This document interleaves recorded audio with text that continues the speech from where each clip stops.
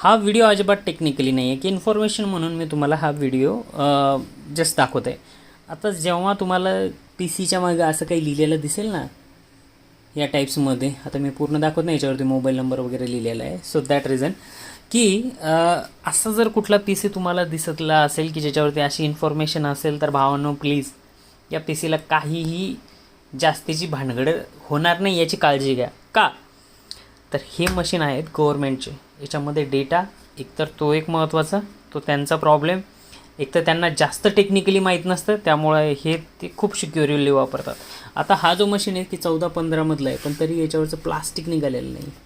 समोरच्या फ्रंटच्या साईडनं पण तुम्ही जर पाहिलं तर हे बघा, याचं जे प्लास्टिक आहे ना अजून जे आपण आणल्या काढून टाकतो हे अजून आहे त्यांचं, एवढे हे सिक्युअरली ठेवतात. पण आता प्रॉब्लेम काय आहे, प्रॉब्लेम हा नाही आहे, प्रॉब्लेम हा आहे की हे पी सी जेव्हा तुम्ही रिपेरिंगला आणता तेव्हा तुम्ही 100% एक काम करा, त्यांना एक रिसीट द्या की तुमचा पी सी आम्ही घेऊन चाललो आहे. आणि त्यानंतर जेव्हा तुम्ही हा पी सी रिटर्न देसाल त्या टायमिंगला तुम्ही काय करा, ती रिसीटवरती साईन घ्या की आम्ही तुम्हाला हा मशीन रिटर्न केला आहे. का? कारण त्या जागी जो काम करणारा व्यक्ती आहे तर तो एक परमानंट नाही आहे, तो चेंज होऊ शकतो. देन मग तुम्हाला सांगू शकतील का हा मशीन तरी तर तुम्ही तर दिला आहे, पण त्यांना तर वाटत नाही आहे की तिथं मिळतं आहे का, कुठं हरवला आहे काय, स्क्रॅपमध्ये गेला आहे काय माहीत नाही आहे. तसं स्क्रॅपमध्ये जात नाही.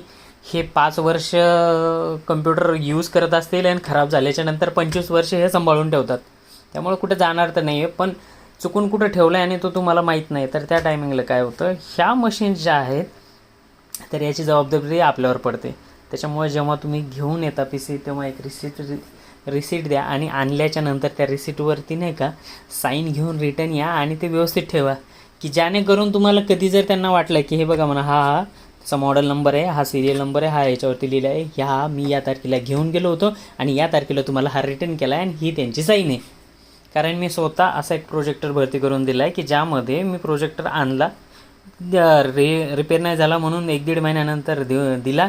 त्याच्यानंतर मधात कोरोना आला, नंतर वर्षभर त्यांनी मला फोन नाही केला आणि सडनली त्यांनी फोन केला आणि मला म्हणले की तुमचा प्रोजेक्टर तुम्ही आम्हाला प्रोजेक्टर दिलेला नाही आहे.